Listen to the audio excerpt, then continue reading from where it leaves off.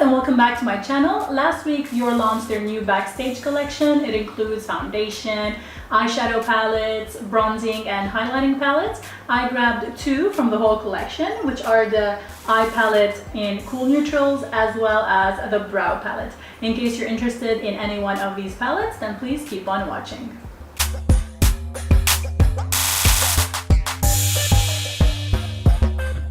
A long time ago, I used to use powder for my brows, but then I was stuck on Anastasia's Brow Wiz for such a long time. I still use it till today. This Dior Backstage Brow Palette, of course, it's also powder. There are two powder shades, and then the third one is a wax. There are two palettes, one is dark and the other is light. Of course, I went with the dark because the colors better suit the color of my brows and my hair. As you can see, my brows are not naturally full, so I just create the appearance of thick and fuller brows using the powder. At first, I fill in the gaps, and then I go on the lower part where I have very big gap, and I fill it in just to create the appearance of thicker and fuller brows. The brush I use is not a Dior brush, it's an Anastasia brush in number 12.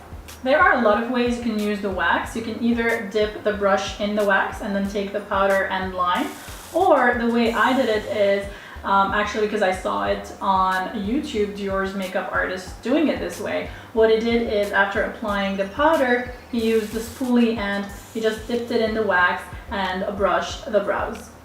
Overall, I really like this palette. As I said, the colors suit my brows really well, and especially the lower part of my brows, they're very thin, so I need to go and use a lot of powder there. So usually with other powders, it just looks so obvious, and I just loved how this one gave me a more natural finish. As for the eyeshadow palette, I grabbed mine in cool neutrals. There's also another one with warm colors.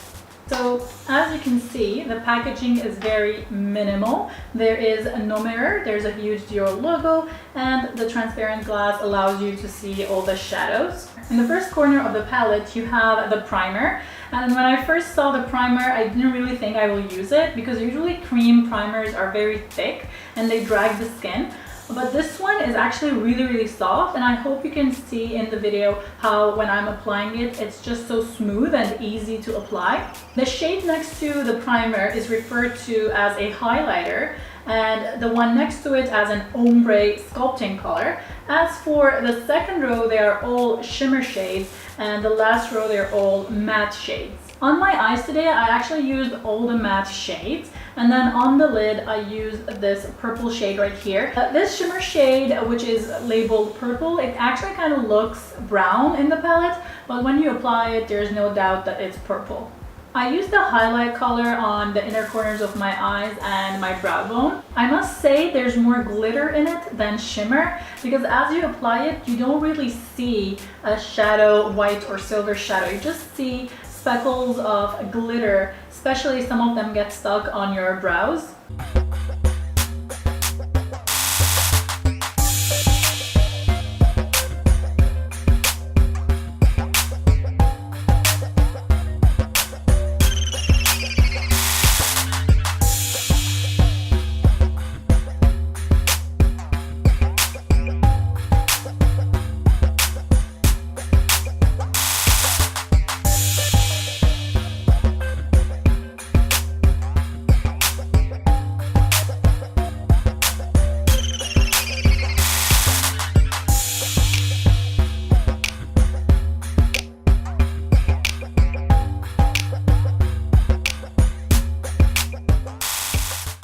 Overall, I really love this palette. I might not wear this palette alone necessarily. I would combine these shades with some other shades that I have, but I really love the matte shades as well as the shimmer. This one here in the corner is also considered matte. As for the highlighter, I'm just not sure. I do want to try it with a wet brush. I sprayed some setting spray on the brush just to see how that would change the way this highlighter would apply. I don't know if you can see, but it definitely applies better wet than dry. This is it, guys. I really hope you enjoyed this video. If you found it useful, don't forget to give it a thumbs up and subscribe to my channel for more videos. I will see you next time. Bye.